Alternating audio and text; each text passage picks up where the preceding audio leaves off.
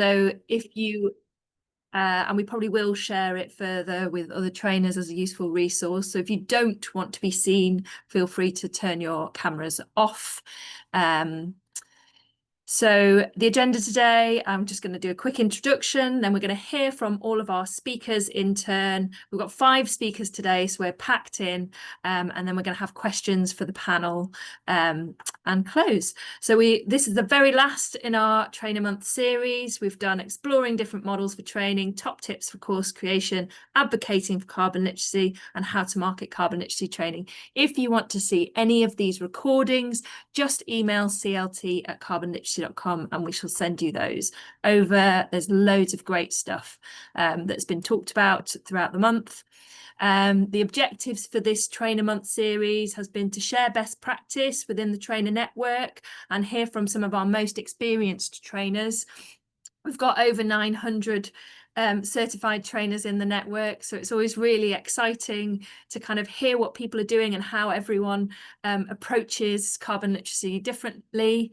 We want to grow trainers' confidence and skills and covering specific topics in depth using the personal experiences of our trainers, what it's actually like on the ground rather than what it's supposed to be like always.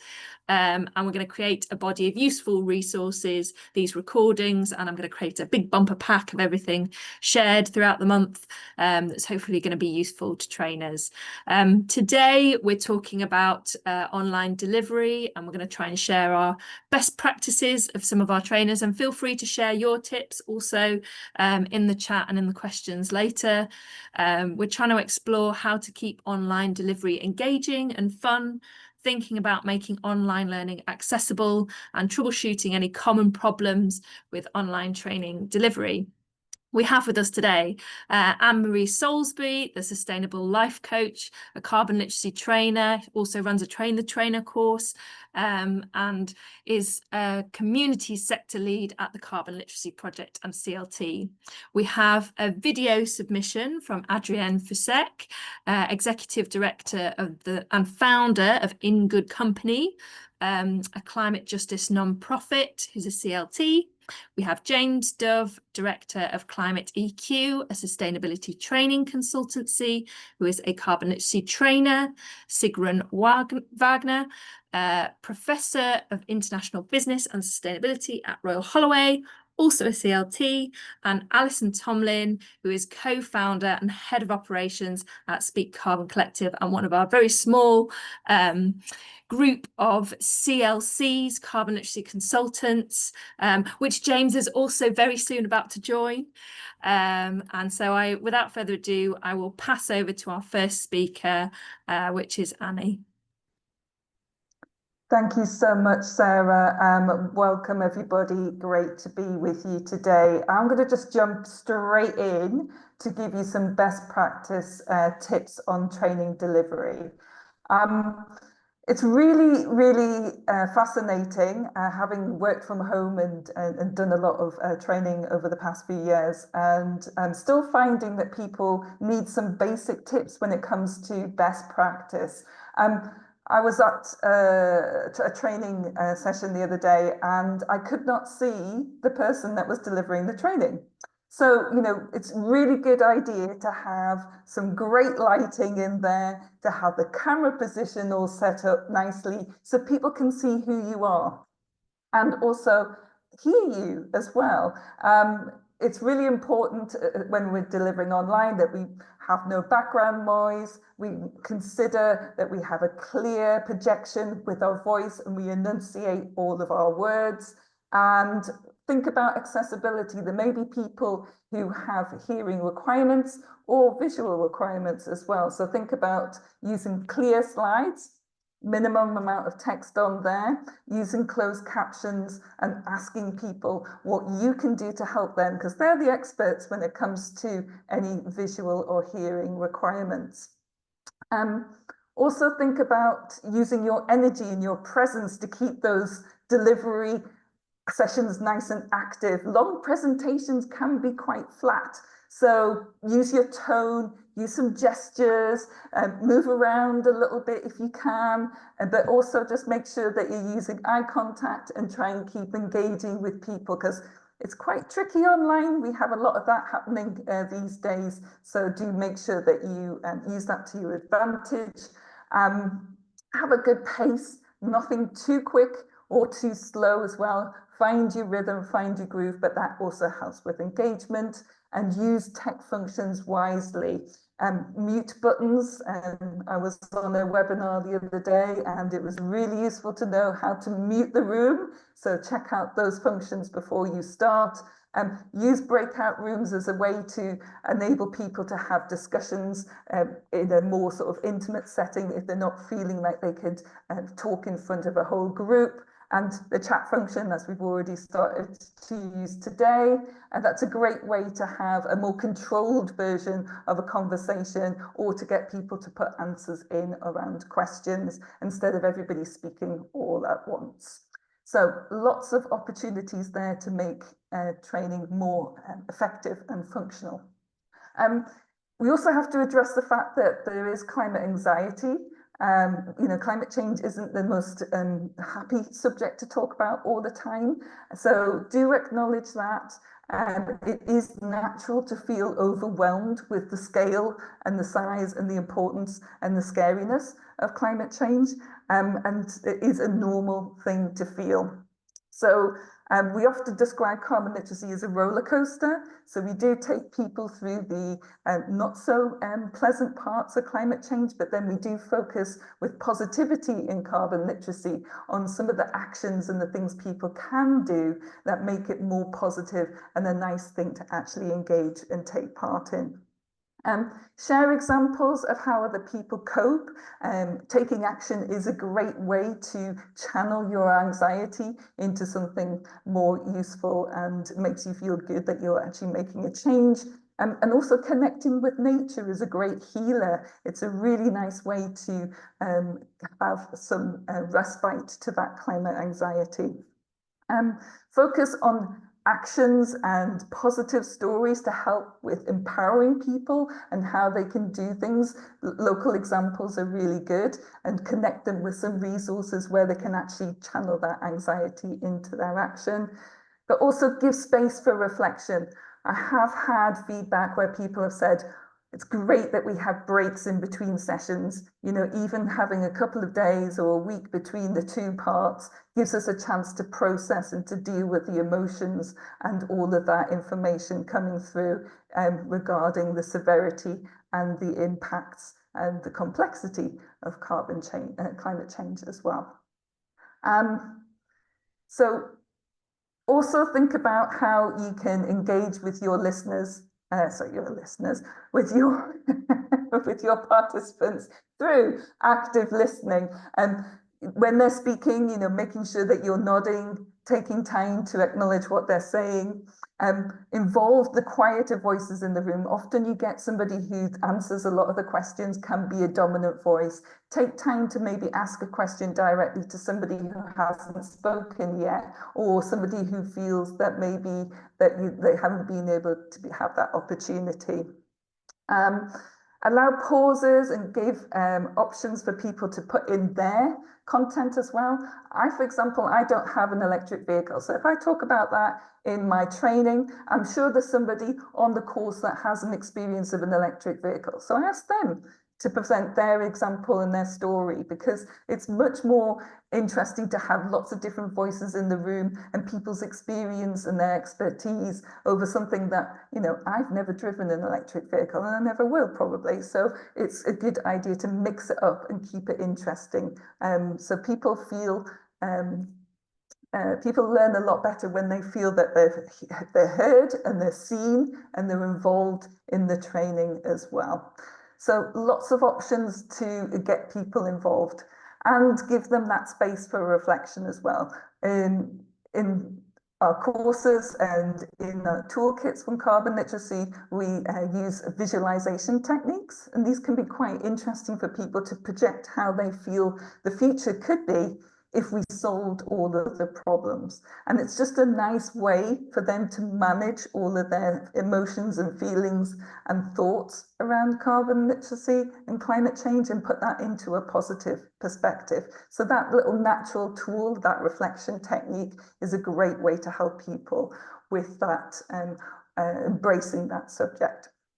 So that is pretty much everything that I had prepared for you guys today. If we can just move to the next slide, if that's working for me. Don't know if it's, there we go. So just a little bit about me. My name's Annie. I think do, we've as Sarah jumped said, on have the one, trainer Annie. course. Got a handy QR code there for you. I've also, oh, sorry. Being on. We've got a, oops. Can you skip back one? Yeah. This is when technology is not my friend. This is live. There we go, just to prove that it still is a tricky thing, but also, yeah, you know, things go wrong, then don't make it a big deal. You know, everybody's aware of things, that technology isn't exactly always working perfectly all the time. But just to wrap up, yes, I do have a carbon literacy for interested organisation course, a new one coming out with lots of games, interactivities, everything from a choose your own adventure game online to a higher lower game, a bit like play your cards right in terms of guessing carbon footprints. So yeah, thank you very much for allowing me to come on and share some top tips today, and I will pass on back to Sarah. Sorry about that, Annie. For some reason, I think the back button is right on the play button for me for on YouTube. So it won't let me turn back the slides. So unfortunately, yes, we are now at one ahead, and I will make sure that the QR codes and everything gets shared so people can have a look at those courses that Annie's discussed and talked about. And apologies for ruining your flow there with the video. But yes, thank you so much. And that's all really nice things to hear and remember to, even when people aren't in a physical room with you, make eye contact, engage, listen, and respond to what people are saying. Great. I'll pass over to Adrienne now. Programs. Interesting. Hi, I am Adrienne Fusek, and I am joining you today from San Diego, California. And I'm really happy to be part of this trainer session on tips and tricks for keeping online programs interesting. So I'm with an organization called IGC, In Good Company, and we focus on climate education, so science-based climate education as a precursor to action. So carbon literacy really fits in well with that. Also, another one of our focus areas is climate justice. So we really focus on making carbon literacy available to communities in San Diego who otherwise have barriers to this kind of training. So we get funding to be able to offer the course for free to community members. What we love so much about carbon literacy is the fact that people identify their own actions and then implement those actions in their community. So it's a really great way to advance grassroots climate action. So general tips, I'll go over some general tips first, and then I'll tell you about one of my main anxieties around delivering carbon literacy online, which is staying on schedule. And then I'll tell you what we do to stay on schedule. So basically, in terms of general tips, we always recommend keeping it as interesting as possible. So we don't run our trainings with just one facilitator.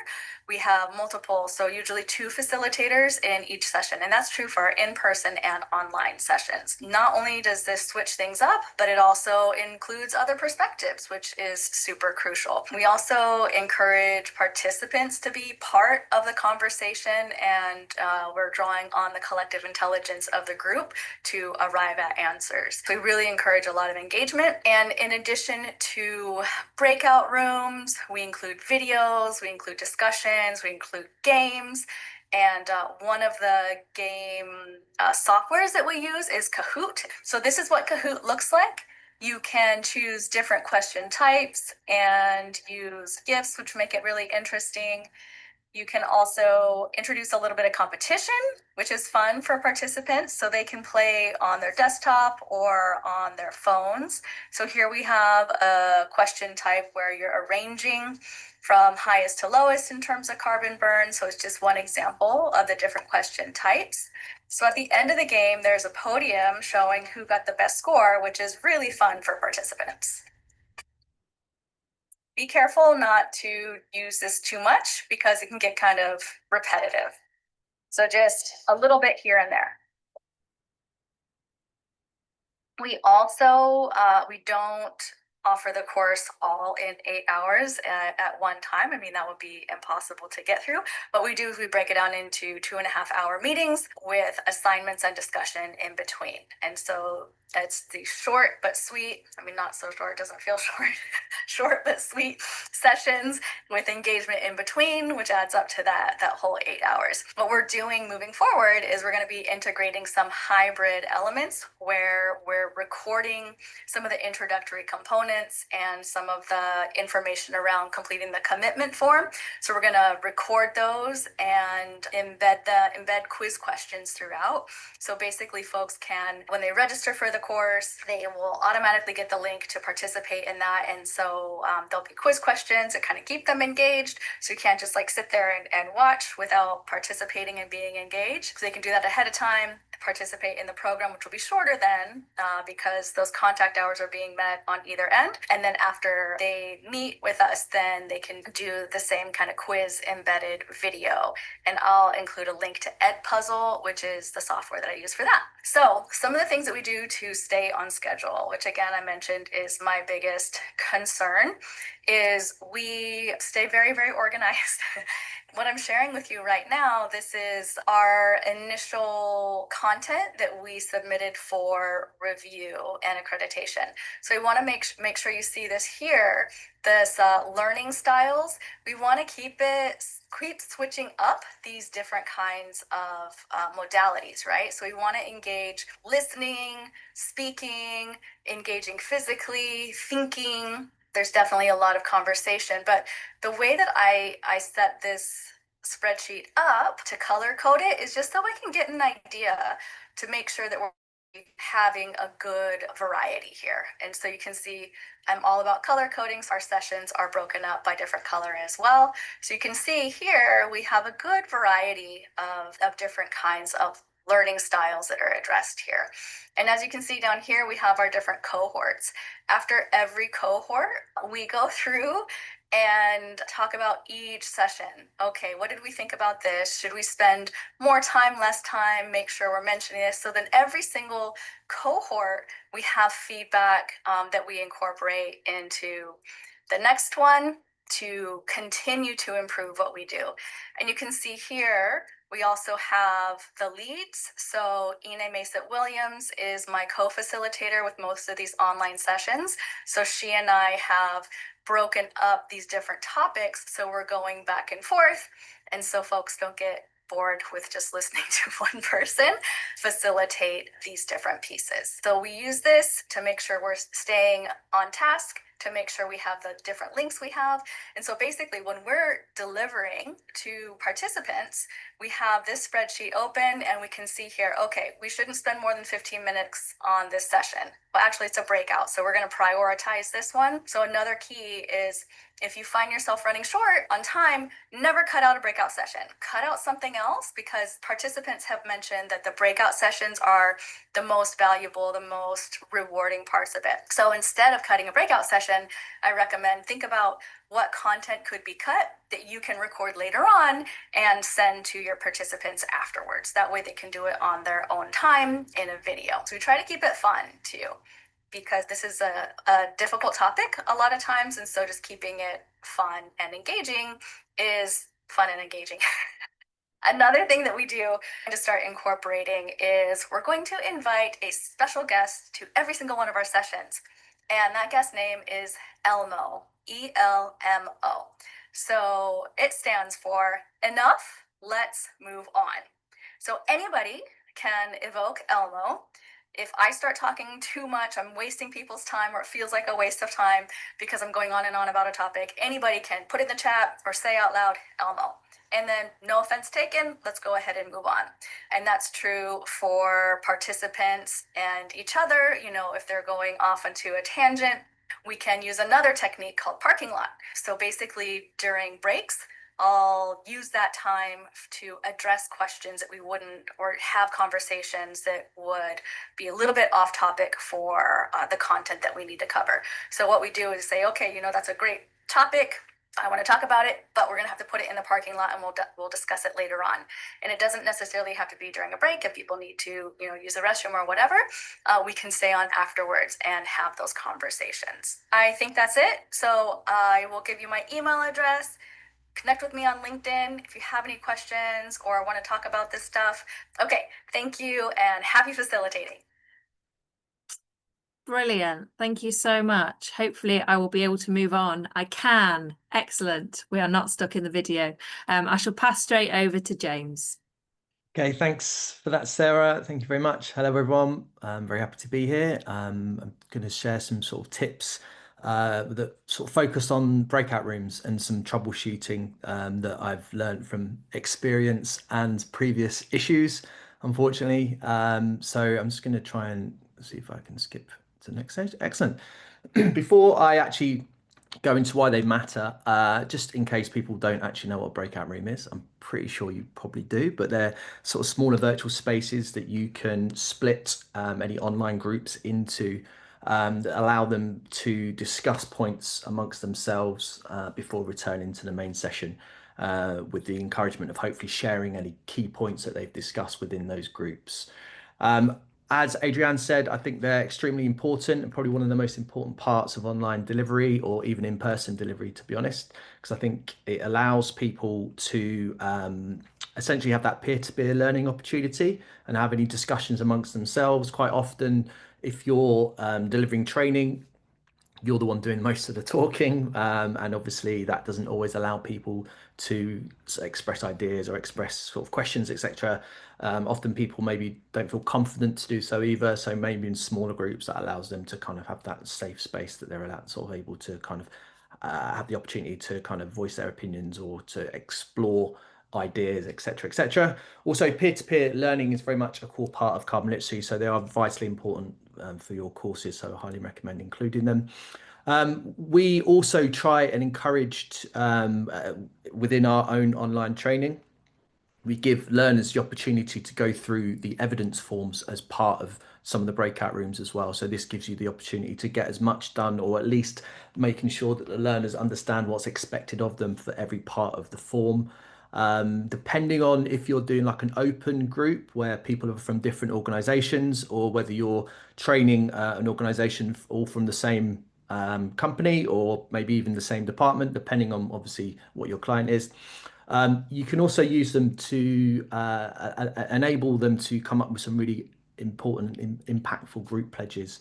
So they're really useful for that as well. And also they keep these sessions interactive, and rather than just listening to the one person talk all day, it avoids that kind of infamous Zoom or team fatigue that you can get if you're just sat there listening to someone else talk. So just a bit of best practice tips from us. I think it's really important before you go into the breakout rooms to have very clear instructions, what you expect the groups to either discuss or how long they're going to be in there, and what the output is and what's expected of them from the outcome. So it enables them to have a little bit of structure rather than just going into a room and just sat there waiting for someone to sort of take control. It's really important that the instructions are very clear and upfront. We'd recommend keeping the groups quite small if possible, sort of between 3 and 5 people. Any more than that can be a little bit kind of busy, if you like, and quite often then people sit back if it's too big a room. Any smaller than that, it can lead to kind of a lack of conversation sometimes, depending on who's in the group. So I think 3 to 5 is kind of the optimum amount. We also always recommend that one person takes notes from the group as well, because I think that's part of the kind of I don't know, I'd say the benefits of a breakout room is that you share what you've been discussing with the rest of the group at the end, and give that time and space for every group to kind of have that summary, because it helps other people to kind of summarize what they've been talking about, but it also helps the other groups to learn from what other groups have been discussing. So I think that's a really important part of breakout rooms. In order to do so before you go into the rooms, you can either paste the instructions into chat, because if you're sharing your screen, they're not going to be able to see that screen in the breakout room. So some ways around that is that you can either cut and paste the instructions into the chat, or you can share a screenshot of the slide. We use a website called imgbb.com, which enables you just to put a URL, cut and paste the screenshot to the URL, and then paste the URL into the chat before people go into it. Or you can use other kind of external softwares, if you like. So Slido is a really good one. Also, Teams has some tools that you could use for polls and chats and things like that. Slido, you can do like word clouds and kind of whiteboard activities. People can join in with questions and stuff like that. So it's really kind of useful for that interaction piece. Also, I would highly recommend either yourself, if you're doing it on your own, which is not necessarily recommended, but if you are, or if you've got co-facilitators, hopefully, that you discuss which groups you're going to join during the actual breakout point. Oh yeah, Padlet's another one. Thank you, Alison. Very good point. So that's another one. Excellent. And it's important that you join each group just to kind of check in, that make sure that the learners are understand the task that they've been given, to clarify any confusion, or to just offer support or queries that they might have, but don't dominate any conversations. You're not in there to tell people what to think, what to believe, or anything like that. You're just in there for basically a support. And we recommend you kind of making sure that you visit each group throughout the actual breakout. Okay, next, some examples that you can use. Obviously, I mentioned already about the evidence pledge discussions. So giving each learner the opportunity to go through any ideas for their individual pledges or their group pledges, I think is really important. You can have scenario-based ones where groups can explore potential impacts or solutions for their specific sectors or departments, again, depending on your audiences. And games and activities as well. So we've got a greenhouse gas activity we use for one of our breakout rooms, but there's all sorts of different ones you can use for role plays or problem solving or anything like that, just to keep it interactive, obviously relevant to the content you're discussing at the time. And again, just to kind of remind really that groups share their key points back with the main session so that everyone learns together. I think, again, just to reiterate that. And also to check in throughout the sessions to make sure that the group's on track and keeping to time and things like that.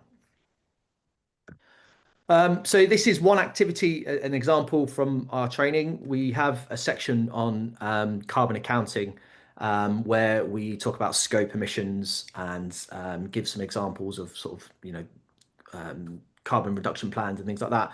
And it sort of builds up towards an activity at the end where we ask the groups to be split out depending on how many there's three in this particular one, but it could be 3 or 4. We give them a hypothetical business and they just have to follow the task, which is find at least 3 carbon hotspots for that specific business. So group 1 might be commercial airline, group 2 is an Italian restaurant, group 3 is a brewery, etc., etc. And they use the information that we've used up until this point to then hopefully try and come up with the 3 biggest carbon hotspots for that business, and as many scope 1, 2, and 3s, and then come up with 3 actions that they can take to reduce emissions for that company as well.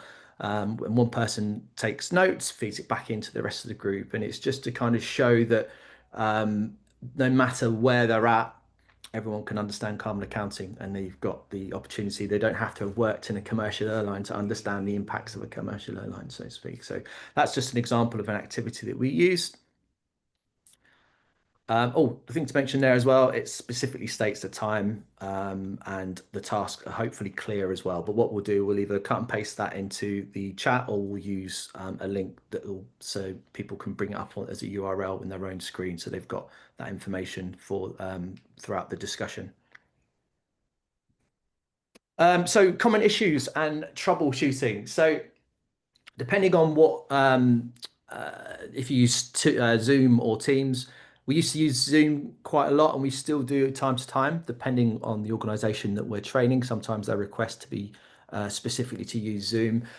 We found more and more people use Teams these days. So this is more specific to Teams just because it's one that we use more of. And I'm not sure if you guys use Zoom or Teams, but I'm sure that they're probably issues are very, very similar. One that we've found recently is that for some reason, depending on how the learners logged into Teams, it depends whether you can actually physically allocate them to the room or not. There's often times where they'll be grayed out as you go into create your breakout room, which is a bit of an issue. So we've learned that either you can try and reassign them manually, or you can ask them to log out and log back in with as part of the URL rather than actually as using the app. That sometimes works. Failing that, what we found is that if you have maybe 2 or 3 people out of a group of 15 or 16, or maybe 4 or 5 people, depending on who's got the issue, you just keep the main room open as a breakout room and just allocate people to the actual proper breakout rooms. So that kind of takes care of that. And then you can just maybe turn your camera off and pretend you're not listening to make sure that they feel like they've got a bit of a safe space. So that's something that we tend to do if there is problems. That happens every now and again. I don't quite know why. I'm sure there might be some settings that I could probably change, but it's very ad hoc with Teams, and I'm sure anyone that's used Teams before will agree that it's just the gremlins of Teams that seem to pop up every now and again. So the other thing is, if learners are unsure what to do, make sure you've posted the task and the instructions into the chat, and also make sure you're popping in to make sure they're fully aware of what to do.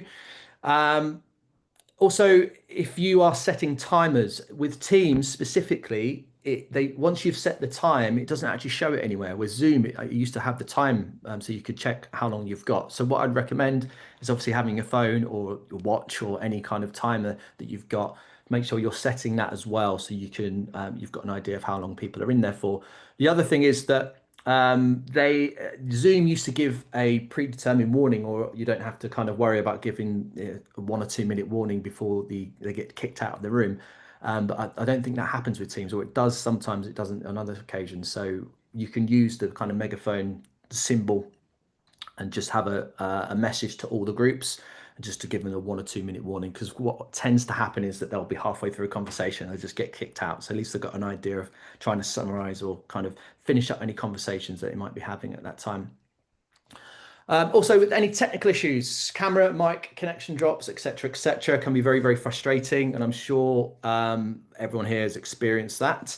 What I recommend is, if someone is struggling with their connection, then obviously try and suggest to them if they've got another device that they can use. The other thing is just turning the camera off. That tends to give them at least the opportunity to have better connection, that you can hear them. And if you encourage any learners just to use the chat if they're not able to sort of speak or to be seen through the microphone or through the video camera, at least use the chat to kind of communicate. And that's kind of how we kind of get around most problems with that kind of stuff.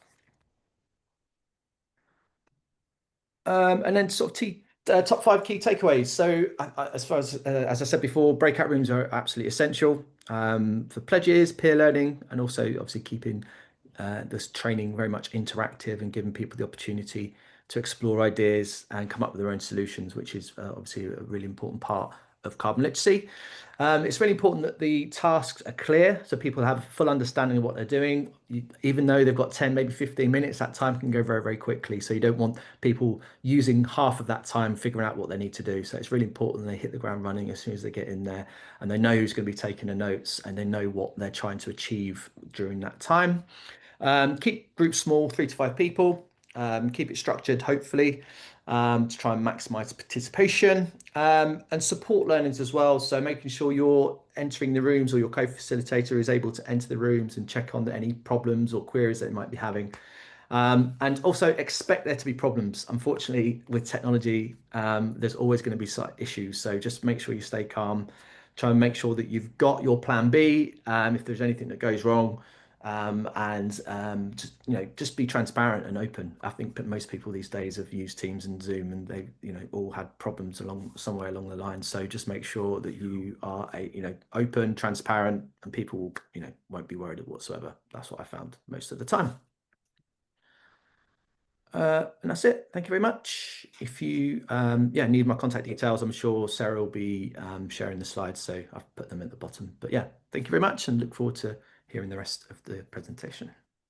Thank you. We'll pass straight over to Sigrun. Thank you very much, James and Sarah. Lovely to be here with you all. I'm just going to quickly introduce myself and then moving on to solo versus team delivery. So I'm a professor in sustainability and international business at Royal Holloway. And I've been a certified carbon literacy trainer for exactly 3 months and a few days, so I'm really pleased to be here. I've been delivering training since 2021, mainly to higher education audiences at universities, but also to theatres as part of a research project on sustainable theatre production, and to a Church of England audience and NGOs. And I've also used my experience then to talk about carbon literacy training at academic and practitioner conferences and schools, both in the UK and in Germany. And as part of my work with some companies during a sabbatical where I complemented my academic expertise in this area with some practical insights, I've also developed a short climate communications toolkit that I'm very happy to share. You can see my contact details there, and I'm very engaged sort of externally as well beyond the university. But let's get cracking with some thoughts on solo delivery versus team delivery, and thinking about what are some of the challenges there. With team delivery, you get the variety by default because you've got different people contributing to your training. And it's really important that you have a clear division of labor. And I really liked Adrienne's spreadsheet. And regardless of how you do it, whether through a prep meeting or a document, making sure that you all know what your roles are to ensure a smooth running of the training. What's really important to have the tech support, sort of dealing with waiting rooms and breakout rooms, setting up the meeting in the first place. And then depending on the size of the cohort, you might want to have somebody looking at the chat and monitoring that. And then in terms of delivery, that's also possible to share, but whether it's the verbal delivery or actually sharing the screen, doing the visual delivery, and who's presenting. So just making sure there is sort of clarity of who does what. And what I found really helpful is having people that can facilitate breakout rooms. So I can then either jump in and out of breakout rooms or be in the main room in the plenary, staying back. And that's really helpful, particularly if you've got a mixed audience. So at Royal Holloway, we deliver the training to both staff and students, and staff involve both academics and professional services staff. So it's good then to have people sort of facilitating the breakout rooms. And of course, if something goes wrong, you've always got the backup if you're doing a delivery in a team. If you do it solo, you need to make sure that you deliver variety in other ways. And I think Annie was talking about some of that as well, and some of the others. Of course, you've got more control over your delivery when you're doing it on your own, but then also the onus is on you, and it can be more stressful. And in that case, I don't join the breakout rooms to just give myself a break. And in terms of the variety, that can be sort of using the plenary for a lecture style delivery, but also quizzes, or the plenary to have solo activities where people just switch off their cameras and are mute, and then the small groups. And one of the audiences I've had is an MBA Alumni Association of Sustainability Management MBA in Germany, and they're all professionals, and we can just ask them to self-organize in their breakout rooms. So that's where I might dip in and out of breakout rooms, but they're very happy to self-organize and facilitate. So it's important to then also to know your audience. I think there was a question about size of online delivery. I've done everything from 15 to 20, and sort of maybe 10 to 30, 40, 50 people. And I think the more you have, the more important it is to have support with you, so to run it as a team. And most importantly, I think it's to know what you can do and what you enjoy. For example, in terms of handling questions, do you want to park them and address them in a break? Do you want to use the chat or the hands up or the unmute function? So particularly when it's a smaller audience, I'm really happy to interrupt as we go along. Because then I know where I'm at, rather than then trying to remember in 20 minutes time, what did I deliver 20 minutes ago, and going back to that. But you've got your own preferences, and sort of just knowing what you're comfortable doing is really important. A bit of tech support might be needed. And thinking about, how are you managing the waiting and the breakout rooms? Are you happy to do that yourself when you're delivering it solo, and just asking the participants to chat amongst themselves, or give them an activity while you then organize the breakout rooms. So just to finish on a couple of tips regarding tech troubles, also knowing how reliable is your connection. So when I'm working from home, I'm using a mobile Wi-Fi device. But I've got my phone on standby, and that's where I'm connecting right now, because I know that my Wi-Fi connection isn't necessarily reliable. It's more material friendly, carbon friendly in terms of the material footprint, but the reliability can be an issue. If I'm really doing a whole session on my own, I might actually go into work and deliver it from the office where I know I've got the reliability of the connection. Some people find it useful to have two screens, so a laptop and an external screen, so you can still see Zoom participants. And of course, if the connection isn't reliable, camera off is an option, or also asking co-facilitators to share the screen. That's it from me. Any questions, really happy to answer them in the chat, but I'm handing over to Alison now, so thank you. Thanks, Sigrun. I don't have any slides. I wouldn't even want to think what I would put on them because my section is about all of the things that have ever gone wrong when I'm delivering. So I'll introduce myself first before I walk you through that little treat. So my name's Alison. I'm one of the co-founders of Speak Carbon Collective, carbon literacy consultant. Been doing this for about 4 years now, just over. And we deliver a lot online. We started in the pandemic, if you can count back 4 years. So everything we did was online first. So we really kind of cut our teeth with carbon literacy online and met a lot of different challenges along the way. We've always used Zoom. We do use Teams if people want us to, but we mainly use Zoom. So bear that in mind when I'm talking about different tech issues we've come across in the past. They are kind of Zoom related. We do training in person as well. We don't tend to do open courses. I know some trainers on the call do. We tend to work directly with organisations and work within an organisation for a long time and train up sort of several cohorts within that. And we also do what we call training professionals, which is our train the trainer course. So we have trained up quite a few carbon literacy folks as well, which is always a really lovely and fulfilling experience. One of my favourite bits of the job. Okay, so enough about me. I did try, when I was planning for this session, I did try to think about this chronologically, but as I say, I've been doing this for a little while now, so I think some of the things that I might have remembered are kind of lost to the mists of time. So so I think I'm actually just going to split them into two categories, which are minor issues and major issues. So I'll do minor issues first. Forgetting to mute yourself is a really super duper obvious one. It's something that a lot of us had to learn very quickly in COVID, those of us that had never been online before. And it can cause problems. Obviously, the worst case scenario is that people hear something inappropriate or, some family business. Or it may just be that it's distracting for the people that you're working with. So obviously try to make sure you're muting yourself. Something that I learned very quickly on Zoom is a little quirk, which is that if you click around, for instance, if you forget to mute yourself and you start playing a video and then you try and mute yourself, it pauses the video. So make sure you've done all of that before you start playing the video, otherwise it'll pause it. Sometimes your sound might not work on a video, and this could be an issue with Teams and or Zoom depending on how you're sharing stuff.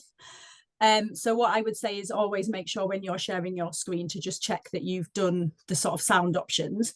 A nice thing I sometimes do to kind of bring in the help of the participants, because we do primarily deliver alone nowadays, is I might say, Sarah, I can see you on my screen. Can you just give me a thumbs up if you can hear the video once it's playing? And it just kind of like you're enlisting the help of somebody there and just double checking.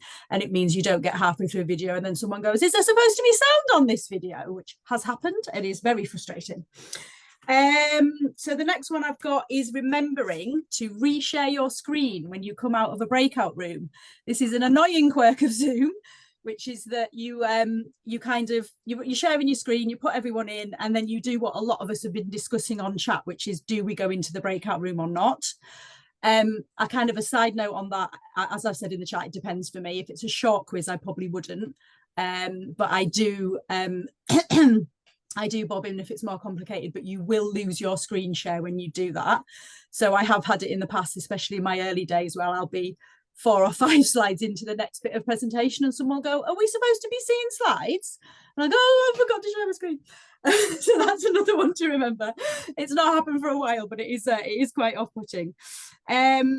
So the next thing to remember is the chat function. Again, in Zoom, and I think in most platforms, you can choose who you're talking to, so you can talk to somebody directly. So for instance, if you've got a co-facilitator, you might want to say to them, oh, we're 10 minutes behind, or oh, we've actually got a bit of spare time, which never happens with carbon literacy, but let's pretend it does.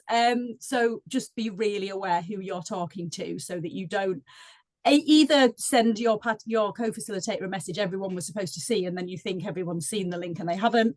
And obviously the converse of that, and maybe even worse, is that if you're putting something in the chat for your co-facilitator that you don't want the rest of the cohort to see, just be really aware of that. Following on from that, if you are going to, I guess this would move into the major piece, because this could be a confidentiality breach even, you will find Teams, I know, just constantly record chat, and it's all available for people to see, so be very, very aware of that. With Zoom, it will give you a transcript at the end of the call.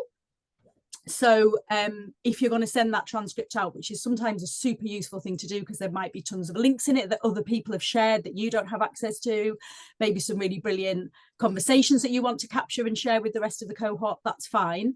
But do go through it and just make sure that you haven't captured someone's private conversation, because anything that's been sent in the chat will be caught in that transcript, even if you didn't see it in the session, because it was between two participants, so they might have been having a chinwag you didn't know anything about at the time.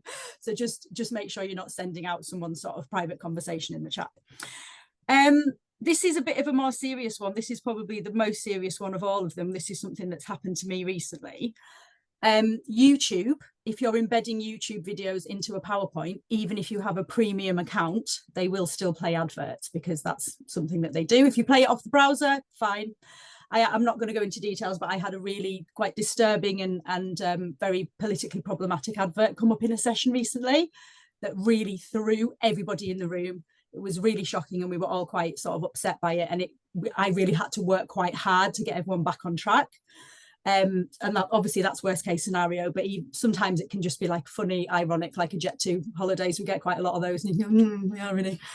But yeah, that's kind of worst case, best case. But if you can avoid adverts, it wastes time and it's annoying, so do avoid those. I've once had one of my colleagues' cats walked across her keyboard in the middle of delivering a session and somehow managed to delete their whole PowerPoint display. So that was brilliant, and luckily I was there and we were able to kind of deal with that. But if you're on your own, just kind of think about where your pets are, what their temperament is, and whether you might be able to find something for them to do while you're presenting, because it can be quite difficult. And the final one that I've had that literally happened to me last week is we had a cohort where the project lead from the organisation set up an invite that had an automatically generated a Teams link. So we had half of the people in Teams and half of them on Zoom. So we had to do a lot of shepherding at the beginning of the session. I ended up on my phone going, is anyone else there?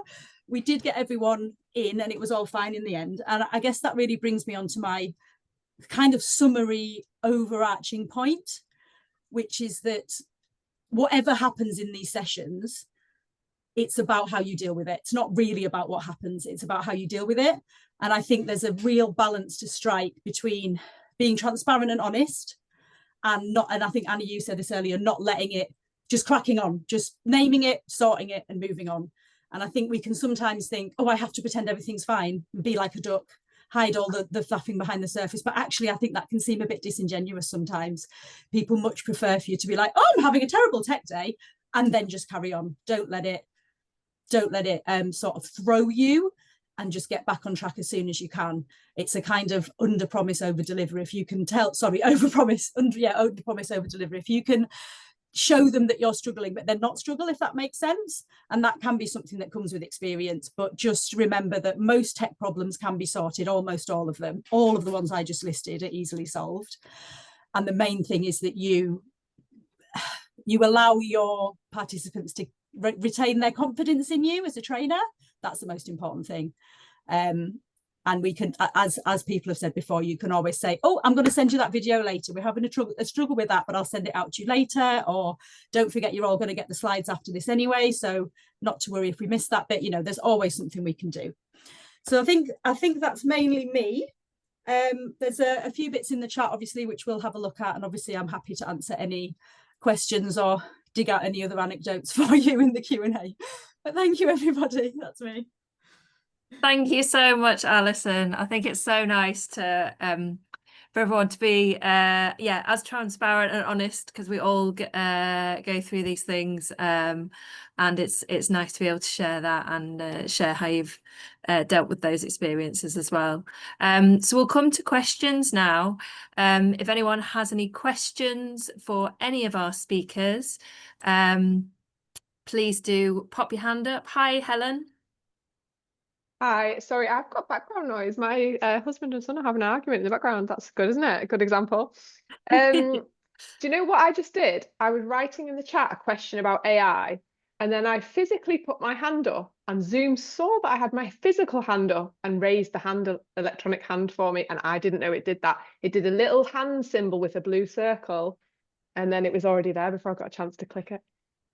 There you go. Anyway, my question about AI was, I have had participants join, and not having discussed it with me before, I've got some sort of pop-up saying this person is using, it was Otter AI, so they were transcribing everything I was saying and everything everyone else was saying as well. So I just wondered if anyone has had that, how they've dealt with it. I now specifically say in the meeting invites that it's not permitted, but I'd be interested to know what other people's experience has been. Thank you. Does anyone else want to take that one? Alison?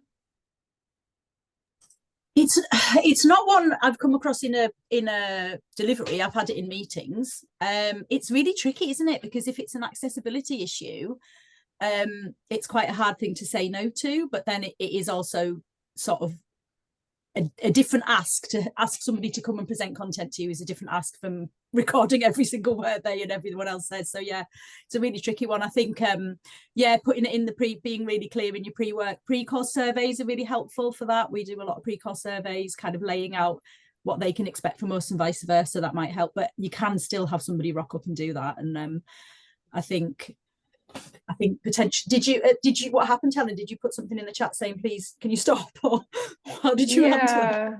I think I must have said it to them directly that I just wanted it to be a safe space for everyone to explore the topics freely without having concern for being recorded.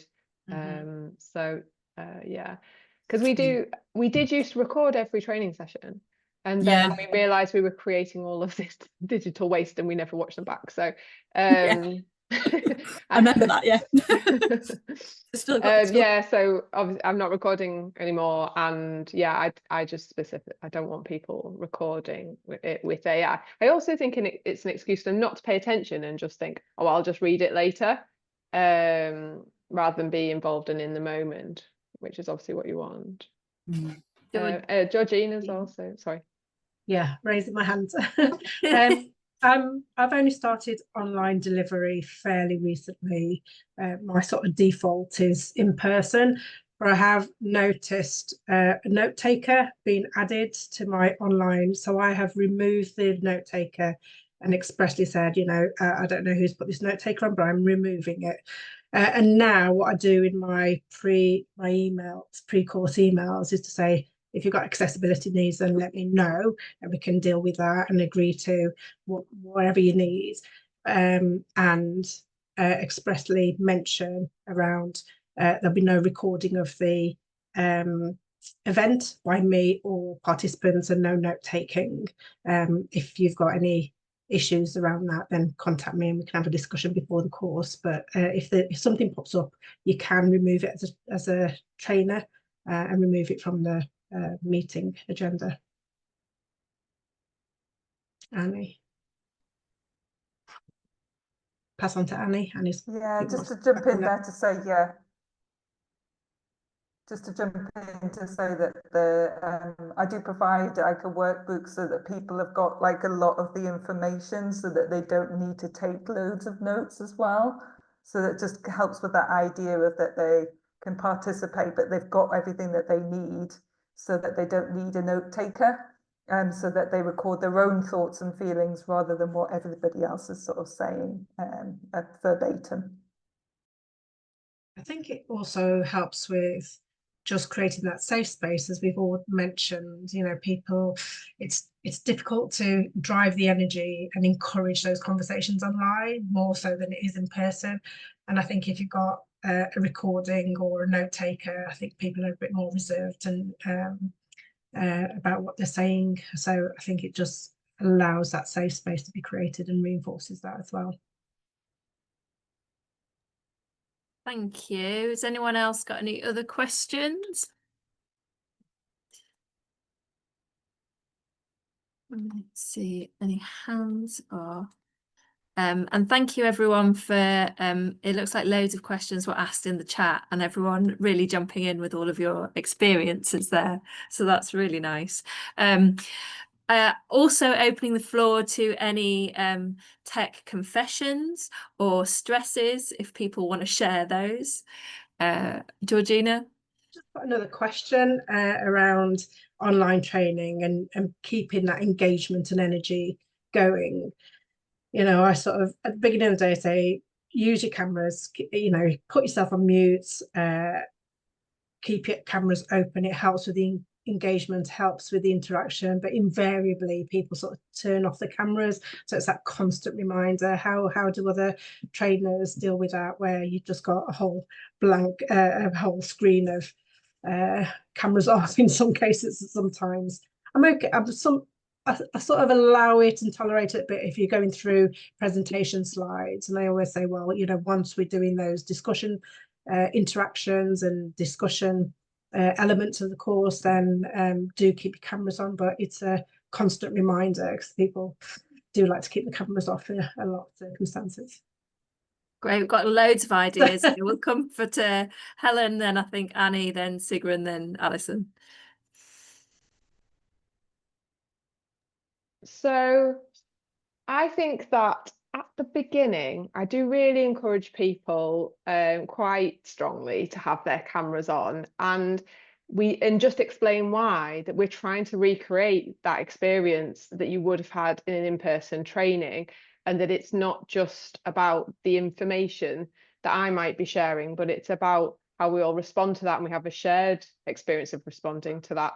So I try and keep that insistence quite light, in a sense. I always mention that if you need to do some star jumps or get your blood flowing, we don't need to see that. And if you need to answer the door, we don't need to see that. And we especially do not need to see anyone changing rooms. And I would reference Challenge Annika, depending on the demography of the group. But that I would just say to people, look, if you're going to move around, as someone always does, don't leave your camera on. You're going to make me feel seasick. So I just kind of try and make it a real, like, be here, be be involved, you know, whatever you put into it is what you'll get out of it. But just say, but obviously for those reasons, like eating, I don't want to watch you eat, and answering the door and all that, I don't want to see that. So just try and keep it light, but also quite insistent. Shall I pass over? Oh, you're going to do it. Yeah, so I'm just going to sort of say that I think that naturally sometimes we think that if somebody's got their camera on, that they're engaging, and if they've got their camera off, they're not.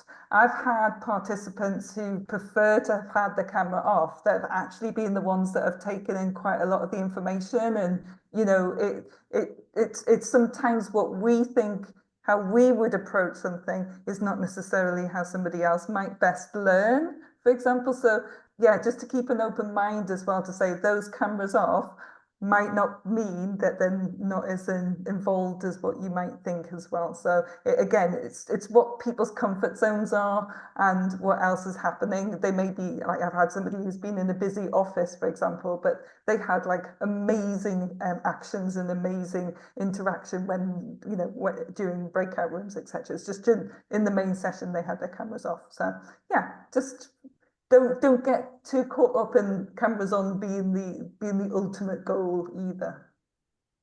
If I can just build on that, Annie, as well, I think there are other ways that people can show that they're participating, aren't they? So if it's someone who doesn't have a working camera or doesn't want to have their camera on, as long as they're demonstrating they're participating in all the other ways that are available to them, that's fine. But there will be some people that aren't participating and are there because they have to be through work, and then it's a difficult conversation at the end, especially if the evidence form isn't up to scratch. Yeah, just keep using the chat. The chat is your friend as well. Lots of people prefer the chat. So yeah, just think about different ways that you can involve people. Exactly. Sigrun? Yeah, that's not been an issue for me in carbon literacy training. I mean, I've delivered online teaching in my university context to a screen of blank faces. Well, no faces, just blobs, blurbs. You know, the white writing, the white name, and that's been absolutely soul destroying. I've not had that problem in carbon literacy training, but as of the global training that I help co-facilitate with Petra Moulton Hill, and we often actually say to people, please switch your cameras off, because for some people dialing in from various African countries, they really struggle with bandwidth, and having your camera off is more carbon friendly, so you can play with that. But we always say at the end and the beginning, please let's have a noisy and colorful hello and goodbye. Have your cameras on, have your noise on, your sound on. So we do that.